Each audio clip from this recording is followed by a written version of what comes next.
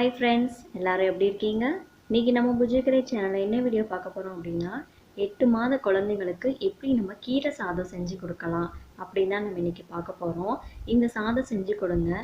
சாப்பிட மாட்டேன்ற குழந்தைங்க கூட சூப்பரா சாப்பிட்டுப்பாங்க. ஈஸியா நம்ம செஞ்சிடலாம்.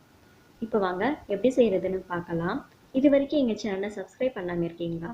அப்போ மறக்காம சப்ஸ்கிரைப் பண்ணிடுங்க. அப்படியே பக்கத்துல இருக்க பெல் ஐகானையும் பிரஸ் பண்ணி ஆல் இன்ட்ராக்ஷனை கொடுத்துக்கோங்க. அப்பதான் நாங்கள் போடுற அடுத்தடுத்த இன்ட்ரெஸ்டான வீடியோஸ் நீங்கள் மிஸ் பண்ணாமல் பார்க்க முடியும். இந்த மாதிரி செஞ்சு கொடுங்க. குழந்தைங்க சூப்பராக சாப்பிட்டு ரொம்ப ஹெல்த்தாக இருப்பாங்க. இப்போ வாங்க வீடியோக்குள்ளே போகலாம். குக்கரில் இந்த ஸ்பூன் அளவு நான் 2 ஸ்பூன் அரிசி சேர்த்துருக்கேன்.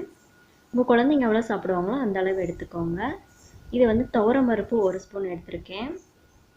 இதை வந்து நான் 2 முறை கழுவிட்டு இதுக்கு வந்து 1.5 டம்ளர் தண்ணி சேர்த்தா கரெக்டாக இருக்கும்.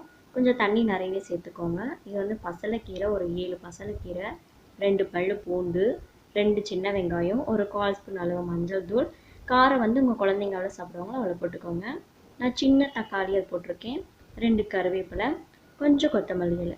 இது எல்லாத்தையும் நல்லா மிக்ஸ் பண்ணி குக்கரில் ஒரு 5-6 விசிலே விடுங்க. நிறைய விசிலே விட்டாலும் பரவாயில்ல.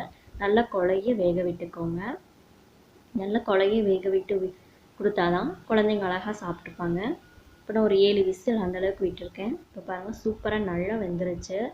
இதை நான் வந்து மத்து போட்டும் கடைஞ்சிக்கலாம், இல்லை நீங்கள் கரண்டிலே வந்து கடையிறதா இருந்தாலும் கடைஞ்சிக்கோங்க. மிக்சியில் மட்டும் போட்டுறாதீங்க. மிக்சியில் போட்டு அந்த டேஸ்ட்டும் மாறிடும். அது அவங்க அதே மாதிரி பழகிப்பாங்க. இந்த மாதிரி சாப்பிட பழக மாட்டாங்க. அதனால் நீங்கள் எப்போவுமே வந்து இந்த மாதிரி கடைஞ்சி கொடுங்க, அழகாக சாப்பிட்ருப்பாங்க. இது வந்து 8 மாத குழந்தைகளுக்கு மேலே அழகாக கொடுத்தாலே சாப்பிட்டுப்பாங்க. இதில் வந்து லாஸ்ட்டாக நீங்கள் வந்து நெய் கலந்து சூப்பராக கொடுத்துருங்க. சூப்பராக சாப்பிட்டுப்பாங்க.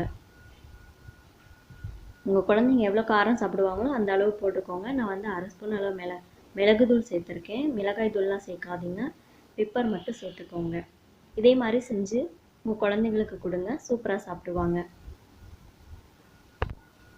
இதே மாதிரி செஞ்சு பார்த்துட்டு உங்கள் குழந்தைங்க எப்படி சாப்பிட்டாங்கன்னு கமெண்ட் பண்ணுங்கள். எங்கள் சேனல் பிடிச்சிருந்தா லைக் பண்ணுங்கள், ஷேர் பண்ணுங்கள், அப்படியே சப்ஸ்கிரைப் பண்ணிவிடுங்க. தேங்க்ஸ் ஃபார் வாட்சிங்.